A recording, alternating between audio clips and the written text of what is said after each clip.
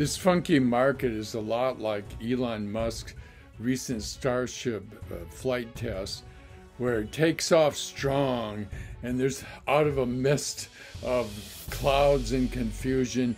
The crowd is cheering, everybody's thinking, hey, we got a definite direction to the market. It's taking off for the sky. It's over with. The bad days are gone. We're going to make money in this market. And you think you've got a good, strong start to the stars, but then things kind of go a kilter. They start to disassemble, they start to spin, and ultimately, poof, there goes your gains. This is the market we're dealing with, and I'm going to show you some tricks I'm using to play this market for the weird, funky market that it is.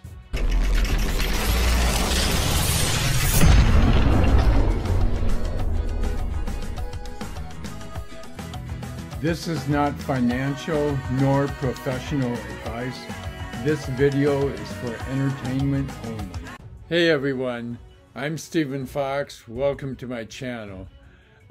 On the same day that Elon Musk launched his Starship and it exploded, Tesla went down about 10%. You can't make this stuff up, you know. Who would believe the two events are even connected except by Elon Musk? It was not a good day in Elon Musk land. He's reduced the prices on his electric cars about 5 or 6 times so far, and we take this as a sign of the coming recession, and also take it as a sign that what the Federal Reserve is doing is working. He got Elon Musk to reduce the prices on his cars. That's an achievement in and of itself. Tesla is cutting prices once again. That's the second time this month as CEO Elon Musk seeks to boost sales ahead of earnings being released today. Joining us now for more is Bloomberg Global Autos editor Craig Trudell. And Craig, you know, I find this story so fascinating because on the one hand, Tesla has such significant margins. It's the envy of the rest of the industry in terms of the profit that it makes on each car sold. So it's doing very well. On the other hand, it faces such incredible competition. The biggest car makers in the world are after Tesla's lunch. So what do you make of these continued price cuts? I think it's incredible because what you're talking about does speak to, there's a sort of debate raging among the analyst community, among investors, of is this a sign that this company is in trouble, or that, you know, Musk is a sort of mad genius who's going to sort of, take out the established car makers. And you have people who have strong feelings on either case, making either case. I think it's really incredible to see the frequency with which they're cutting prices this year. This is at least the 6th major set of reductions that they've done. And I think at this point, you do have to wonder to what extent are these cuts not having the sort of desired effect of a boost in demand on the basis of, if you're a consumer, why would you buy right now if Musk keeps cutting and cutting? Why wouldn't you just wait for a better deal, which is something that we're absolutely watching, and hopefully an analyst will ask Musk about this. The top-selling Model Y is now 29% cheaper than it was before the price cuts. And he actually raised the prices on the Model S and the Model X. There's only about 50,000 of each of those cars sold per year. And I think he raised those prices because the people that buy those cars are less price sensitive.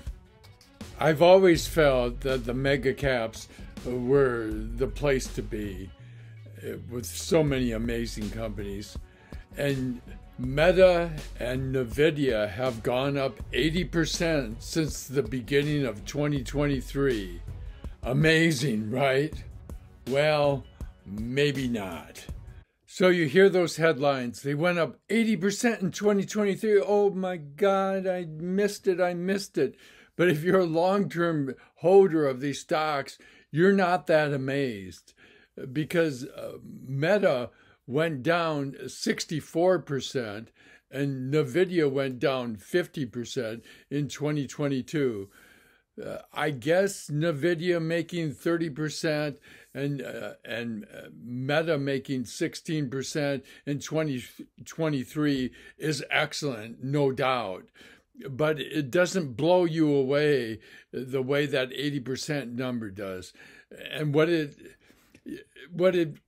how it affects me is that's how I made money. In 2022, I shorted the triple Qs all the way down and made massive money. And now I'm going to make money on it going up. If it keeps going up, I don't know whether it's going to keep going up. And so what I'm doing is I'm more or less day trading or short-term swing trading because I don't trust this market. But I'm going to make money in the meantime doing range-bound trading. That is, on a day where the market isn't doing much, the triple leverage gives it some bounce, and you can play the bounce from the low end to the high end. And that's what I've been doing, and it's been successful, and I'm going to keep doing it. And I feel like it's safer to do this, although it sounds crazy. I'm putting massive money into either the triple Qs, either on the short side or on the bullish side. The TQQQ is triple your money on the QQQ, which are the 100 largest stocks on the NASDAQ. And the SQQQ is the bearish triple leverage fund on the QQQ, the 100 largest companies on the NASDAQ. So basically, it amplifies the swings. And so if I get a swing of 1%, that's 3% if I catch it right. And I don't catch all of it, of course, but a lot of times I'll catch most of it. And if you can make 1 or 2% per day in a week, at the end of the week, you've made 5%. At the end of the month, you've made 20%. You're headed towards 100% within 6 months. And that's what I plan to do, and that's what I've been doing in the past, and I'm going to continue doing it because that's the way I roll. And what's really sad is that half of millennials own homes, but the rest fear that they never will.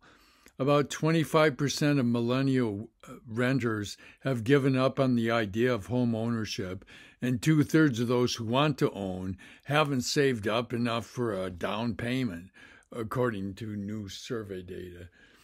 So this is really a sad state of affairs, and we almost need a slowdown to bring down the cost of buying a house, especially for first-time buyers.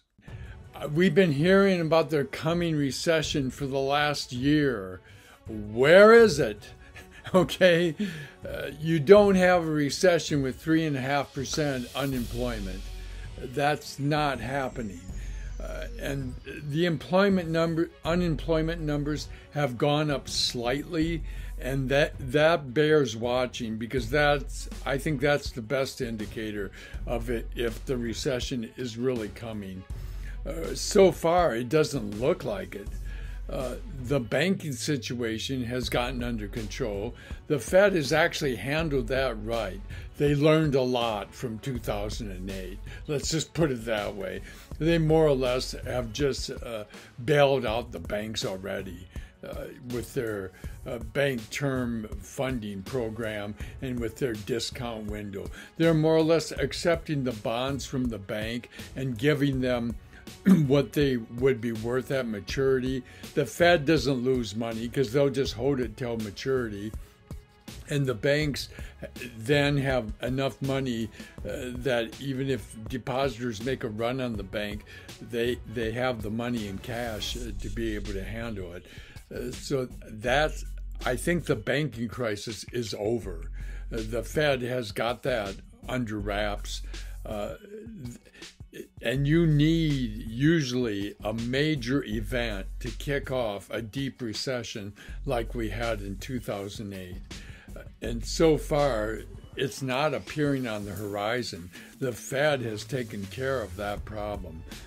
And the other puzzling thing that no one has answered to my satisfaction is, why does the VIX keep going lower? I think there's an answer to that. I think the reason is because everybody that was going to sell stocks has already sold stocks, and they've put their money into bonds or money market funds where they're getting near 5% on their money, and they're happy, and that's why things have slowed down. And there's really not that much action in the market. I need to do the triple leverage funds just to get some action or price movement in the market. And I'm going to continue to exaggerate those movements because that's my daily bread and butter. So thanks for watching. Be sure to hit the like button and subscribe if you haven't already done that. And thanks a lot.